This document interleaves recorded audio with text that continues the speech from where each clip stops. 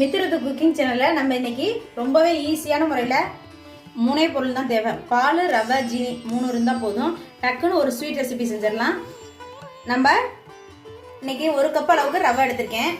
அது கூடவே 1/2 கப் அளவுக்கு சர்க்கரை, 1 டேபிள் ஸ்பூன் அளவுக்கு நெய், பால் நம்ம எந்த கப்பில் வந்து எடுத்துருக்கோமோ அந்த கப்லேயே வந்து 3 கப் அளவுக்கு பால் காய்ச்சி ஆற வச்ச பால், இல்லை காய்ச்சாத பால் எது வேணாலும் எடுத்துக்கலாம். அது நம்ம ஆப்ஷன் தான்.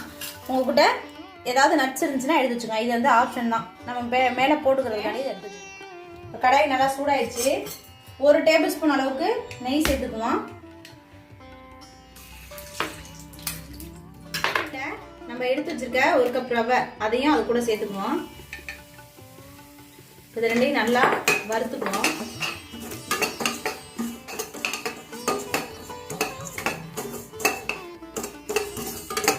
வறுபட்டுச்சு. இப்போ அது கூடவே நம்ம எடுத்து வச்சிருக்க எந்த கப்பில் எடுத்தோமோ அந்த கப்பில் 3 கப் அளவுக்கு பால்,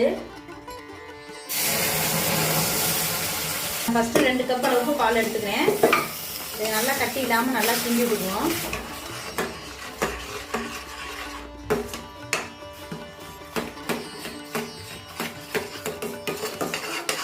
பாருங்க, இப்போ நல்லா கெட்டி ஆயிடுச்சு. இப்போ அது கூட இன்னும் 1 கப் அளவுக்கு பால் அதையும் சேர்த்துக்கணும். இது கூடவே நம்ம எடுத்து வச்சிருக்க 1/2 கப் அளவுக்கு சர்க்கரை,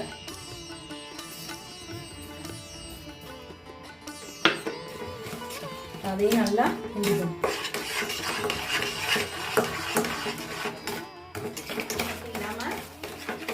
இந்த மாதிரி கிண்டி விட்டாச்சு. இந்த ஸ்டேஜ்ல உங்ககிட்ட குங்குமப்பூ இருந்துச்சுன்னா குங்குமப்பூ சேர்த்துக்கோங்க. இல்லைன்னா நான் 1 கரண்டி மஞ்சத்தூள் இல்லைன்னா ஃபுட் கலரிங் எதாவது போடுங்க. இப்போ மஞ்சத்தூள் வந்து இது மாதிரி தண்ணியில் கரைச்சி வச்சுருக்கேன். இப்போ அதை அது கூட சேர்த்துக்கிறேன்.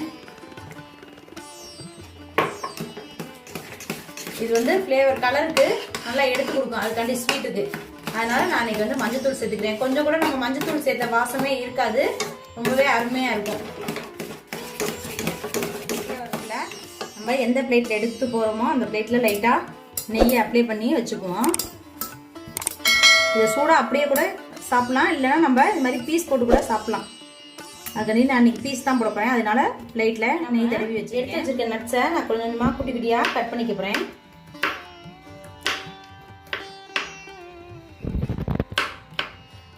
இந்த மாதிரி கட் பண்ணிக்குவோம்.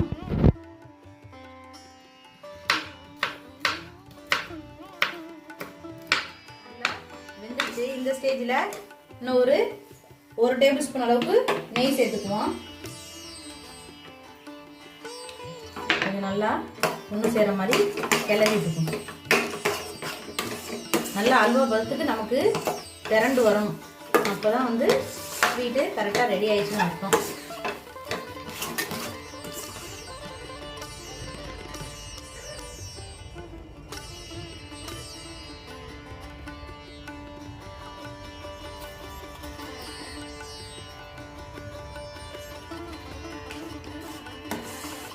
பாருங்க, நல்லா உருண்டு திரண்டு வந்துருச்சு நமக்கு அல்வா பதத்துக்கு.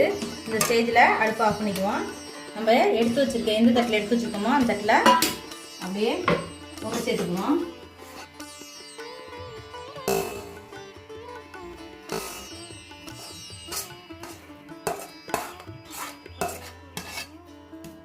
நம்ம இந்த மாதிரி ஒரு கரண்டியில் லைட்டாக நெய் அப்ளை பண்ணிக்கிட்டு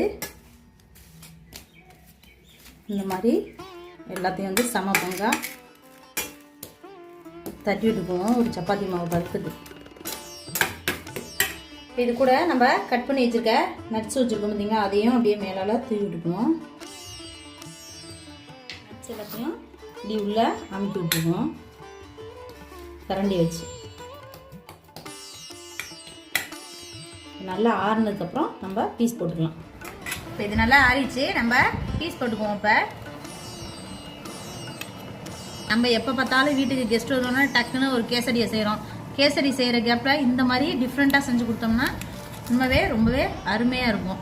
இதே மாதிரி நீங்களும் கண்டிப்பாக ட்ரை பண்ணுங்கள். இப்போ நான் எடுத்து காமிக்கிறேன். பாருங்கள், நமக்கு ரவை இருந்தால் போதும். இந்த மாதிரி சூப்பரான மினி பால் ஸ்வீட்டு ரவையை வச்சு அருமையாக செஞ்சுருக்கோம். இதே மாதிரி நீங்களும் ட்ரை பண்ணி பாருங்கள்.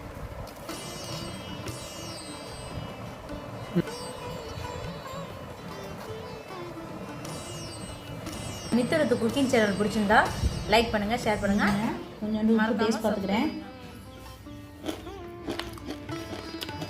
நல்லா கருக்குன்னு முறுக்குன்னு சூப்பராக இருக்குங்க பாசிப்பருப்பு. இப்போ நம்ம வீட்டில் ஸ்நாக்ஸ் செய்கிறதுக்கு எதுவுமே இல்லை, பாசிப்பருப்பு இருக்குது. அதனால் டக்குன்னு ஒரு ஸ்நாக்ஸ் செய்யலாம். இப்போ நான் அதுக்கு 2 டம்ளர் அளவுக்கு பாசிப்பருப்பு எடுத்து தண்ணியில் ஊற வச்சுக்கிறேன். இப்போ நம்ம பாசிப்பருப்பை நல்லா கழுவிட்டு கிட்டத்தட்ட ஒரு 2 மணி நேரம் நல்லா ஊற வச்சுருவோம்.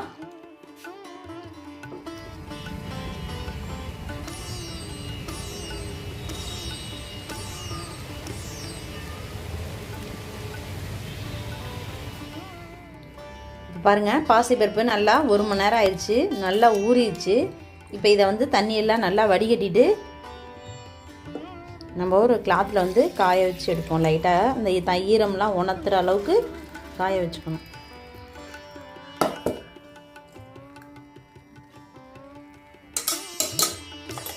இப்போ நம்ம தண்ணியெல்லாம் பாருங்கள் நல்லா வடிகட்டியாச்சு.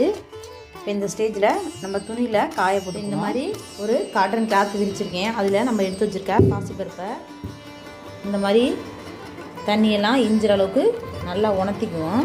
இப்போ நல்லா கையில் ஒட்டுது இல்லை, இப்போ ஒட்டாத அளவுக்கு காயணும். நம்ம வெயிலெல்லாம் போட்டுறக்கூடாது. நல்லா ஃபேனுக்கு அடியில் இது மாதிரி ஒரு கிளாத்தை விரித்து போட்டு காய வச்சுக்குவோம். இப்போ ஒரு 10 நிமிஷம் நல்லா காயட்டும். காஞ்சோன்னா எடுத்து காமிக்கிறேன் உங்களுக்கு.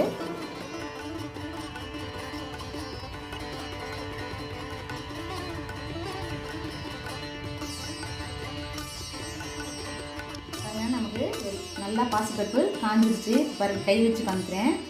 ஒட்டுது, ஆனால் கொஞ்சம் கூட தண்ணி இல்லை. பாருங்கள், இந்த மாதிரி இருக்கணும். இப்போ நம்ம இதை ஒரு பிளேட்டில் அள்ளிக்குவோம்.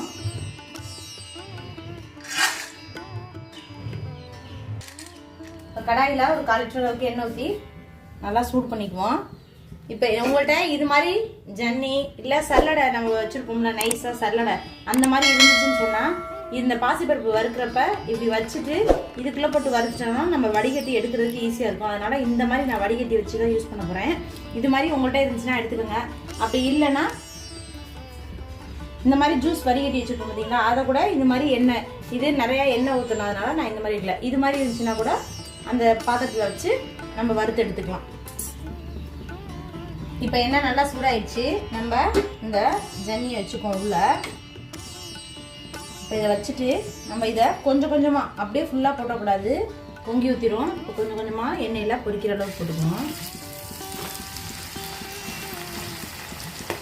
போதும். இங்கே நல்லா 2 பக்கமும் இப்படி கிண்டி விட்டுக்கணும்.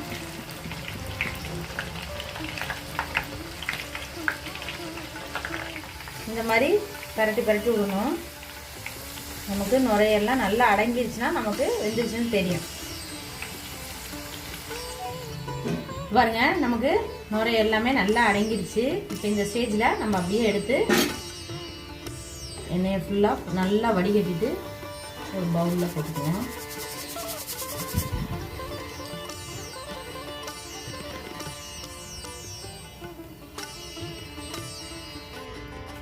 நம்ம இதை இன்னொரு தடவை ஃபில்ட்ரு பண்ணிக்குவோம். ஏன்னா இதில் கொஞ்சம் எண்ணெய் இருக்கும், அதுக்காண்டி.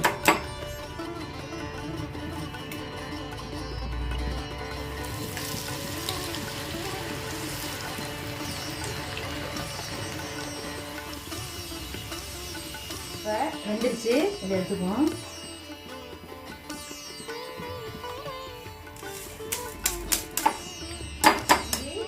நம்ம பாசிப்பேப்பர், உங்கள்கிட்ட டிஷ்யூ பேப்பர் இருந்தால் டிஷ்யூ பேப்பர் போட்டுக்கோங்க. அப்படி இல்லைனா இந்த மாதிரி ஒரு காட்டன் கிளாத்லேயே நம்ம இதை போட்டோம்னா இதில் லைட்டாக ஆயில் இருக்க தான் செய்யும். இதை அப்படியே லைட்டாக அப்படி உணர்த்திட்டிங்கன்னா அந்த ஆயில் ஃபுல்லாக அந்த துணியில் அப்படியே நல்லா அப்சர்வ் ஆயிடும். இப்படியே ஒவ்வொரு பேட்சாக போட்டு நம்ம எடுக்கணும். கொஞ்சம் வேலை சிரமம் தான், ஆனால் ரொம்பவே அருமையான ஸ்நாக்ஸு குழந்தைங்களுக்கு.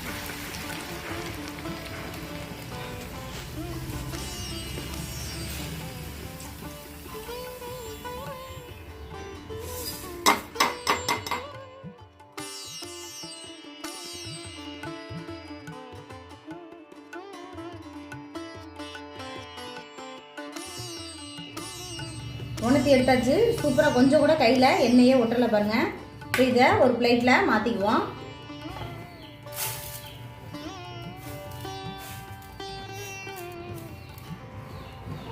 இப்போ இது கூட நம்ம லைட்டாக ஒரு 1/4 டீஸ்பூன் அளவுக்கு உப்பு சேர்த்துக்குவோம்.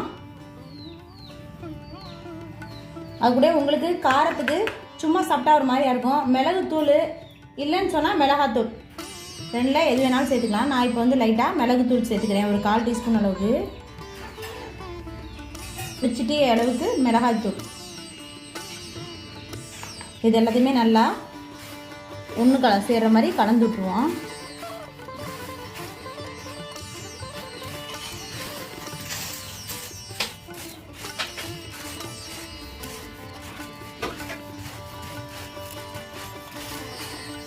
இருங்க, கொஞ்சோண்டு உப்பு டேஸ்ட் பார்த்துக்கிறேன்.